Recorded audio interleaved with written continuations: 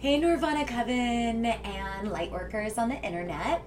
I'm Dr. Degani Noor, and I just wanted to offer you some self-cupping guidelines and tips should you decide that you'd like to cup yourself at home or cup others. I'm in no way suggesting that you do this. I'm just saying if you've already decided for yourself that you're going to do this, here's how. First off, there's all sorts of different cupping kits. I would start with a vacuum cupping kit, and oftentimes the cups will either look like this. I call this part the nipple. I don't know its actual technical term. So either the nipple will look like this and it'll be like plastic and you can kind of like depress it like that, or there's the ones that you move up to allow airflow into the cup. If your nipples look like this, they're sealed when you first receive the cupping kit, and so you'll just do this to offer airflow into the cup and unseal them. And then you'll want to work with some oil for two reasons. The oil actually just makes it easier and it hurts less that way. So there's that. Number two, it actually offers a sealant for the cup, and so that the cup adheres to your skin a little bit more easily. It's a little bit more effective. Some people like coupling this with a medicated oil or like Tiger Balm, and that's fine too. And so that'll just reinforce the healing effects of the cups. So here goes. You'll first apply oil to wherever you're cupping. Where you're cupping can be a location of pain. I do this a lot with like frozen shoulders, limited range of motion or mobility. So if like your hips are like stuck in place, cup them.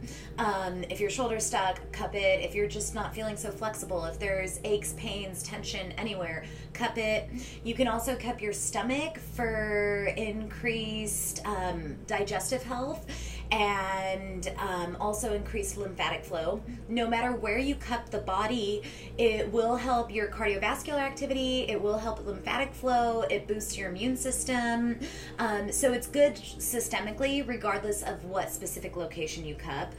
The specific location that you do cup, it'll benefit the connective tissue underneath that location and mobility and ease within that location. What you do is you first, this is like the vacuum pump gun.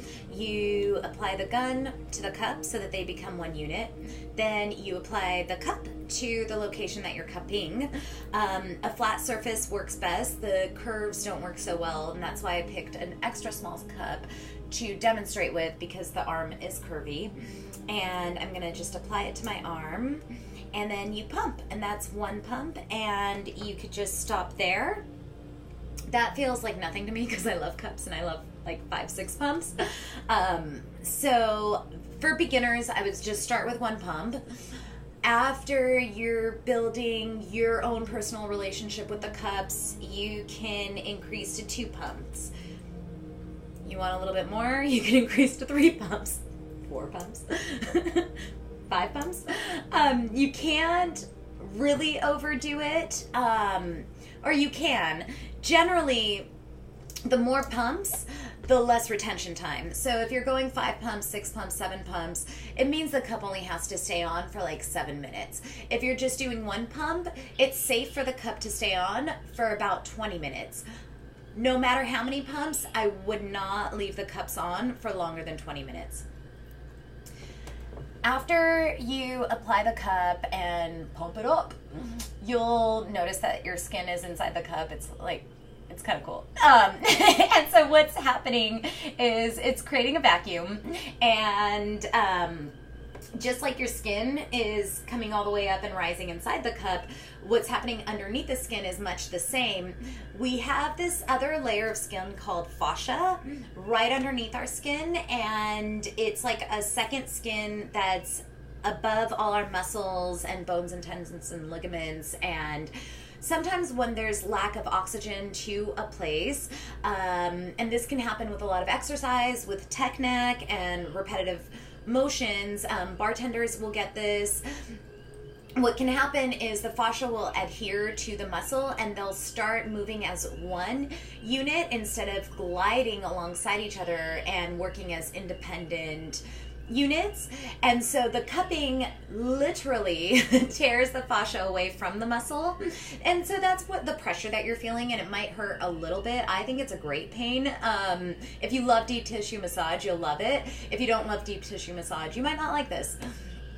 And so literally what's happening is the fascia and the muscle, or the connective tissue that the fascia is right above, separate, and so that they can glide, and it brings more oxygen to the place. These broken capillaries that create the bruise, some people call it a bruise, others don't. I call it a bruise. So these are broken capillaries, and what that means is there's more blood supply coming here. There's more white blood cells coming in to clean up all of these broken capillaries and help rehabilitate this location and restore it. And in this way, it's called positive trauma. We're intentionally creating this like little micro trauma, but we're doing it so that the healing comes in. So obviously this location was pretty stagnant if it got red that fast. And the coloring can be a diagnosis too. So I'm a pretty stagnant person, turns out. And so I get red really fast. And what that means is there wasn't enough chi flow here. There wasn't enough oxygen here, or new blood supply. It's kind of like this is what happens before varicose veins appear. Underneath the surface, blood does start congealing. It does kind of start slowing down. Chi starts slowing down. Stagnation happens, and that's why your range of motion is limited. That's why the aches and pains. And so what you're doing is you're bringing more oxygen here. You're bringing more chi here. You're like breaking the capillaries, and so that they have to find each other again, and they have to bring new blood to the surface, and that's how it improves circulation. Actually, with blood loss, this doesn't quite create blood loss. There's like bloodletting cupping, which I will not go into. But usually with blood loss, your spleen gets a little signal saying we've lost blood, we've got to make new blood. And so you start making new blood. Blood is the matrix of the mind, and so you just start feeling better. You start feeling like brand new. It's really amazing how the body works. So no matter where you cup, it'll benefit your whole body and system for that same reason. So your body is sensing something here, but it's telling the white blood cells to come here, and they have to go through your entire body to travel here. So it benefits that lymphatic flow in your entire body. It benefits circulation within your entire body. Again, you can use it in areas of constriction, aches and pains, with repetitive motion if you're an athlete. Great for you. Athletes love it. It really enhances their performance. I have a few musicians with that repetitive motion. It enhances their performance. And besides that, it's really great for you emotionally. It's practiced all around the world, which I only found out since practicing it myself. I've had clients originally from Russia saying, my grandmother does this. I've had clients from Africa saying, my grandmother does this. My own mom from Iran said her grandmother used to do this. So it's really cool. When I learned it through Chinese medicine in like thousands of years ago.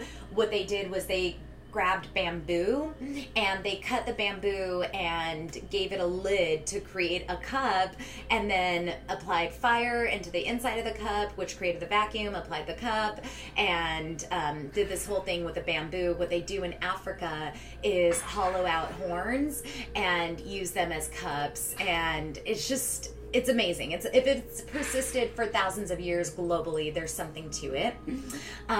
So the more pumps, the less retention time. Generally, the older you are, and by older I mean 60 plus, I would go less and less pumps and less retention time. 10 minutes is probably great. The younger you are, the more you can handle, the more yang energy you have, so the more you have to express. So you can kind of go for it. Use your first cupping session as a diagnostic. Like, did it hurt? Was I comfortable with it? What happened? How long did it take for the bruises to mend? And let that guide you into the second session, into the third session. Every body is different. We're all unique, magical beings. And so kind of like let the body guide and direct you. Maximum retention time, please cap it at 20 minutes. If you are doing a lot of pumps, and if you have some damp heat tendencies, sometimes the cups do blister. In the tens of thousands of cupping sessions that I have personally, with my own 2 eyes, administered, I've only had like a handful of blistering sessions. So it's very, very rare, but I will say sometimes that does happen. And right before the blister happens, you might feel like a little tingly. It might feel like it's burning. Take the cup off before it blisters. Blisters aren't bad. You're expressing damp heat. It's actually quite therapeutic, but they're itchy and they don't look great. So if you want to prevent the blisters, and this will only apply to like 1% of you, just take the cup off when you're feeling that burning sensation. Should you blister, just know that you're venting some lymphatic fluid and some metabolic waste, and that's a good thing. And apply like whatever, like I love lavender oil. I also loved St. John's wort for scars and stuff like that, and those things will help the blister resolve more quickly. And that's it. Have fun. Oh, one other thing that I did want to say. So generally you can leave them stationary. That's the easier way to do it. Another way to cup is slide cupping. Actually, this I usually do on my IT bands, and this is really great for flexibility and range of motion, and also it hurts. So while I do love the type of pain that applying the cup stationary offers, I don't love this, full disclosure. But this is almost like foam rolling. If you're familiar with a foam roller, and most athletes are, and yogis who are athletes, so again, you apply the cup to the pump, apply the cup to the skin, and one pump's great for slide cupping because you're going to start sliding it, and so too many pumps and it'll stay in place and it won't let you slide it.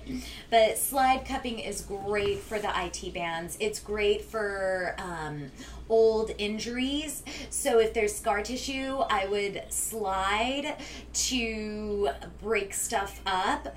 And if there's limited lymphatic flow, or if you really do need to boost your immune system, if you have like a little bit of an autoimmune type thing, definitely if you have an autoimmune type thing, retention time of 10 minutes.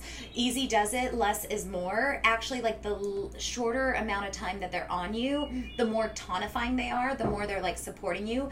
The longer amount of time they are on you, the more sedating they are, so they can actually knock you out. And when you are cupping, do drink a lot of water, do take an Epsom salt bath, take great care of yourself, sleep a ton, do expect to be like a little bit tired day of or the next day, and then full of energy thereafter.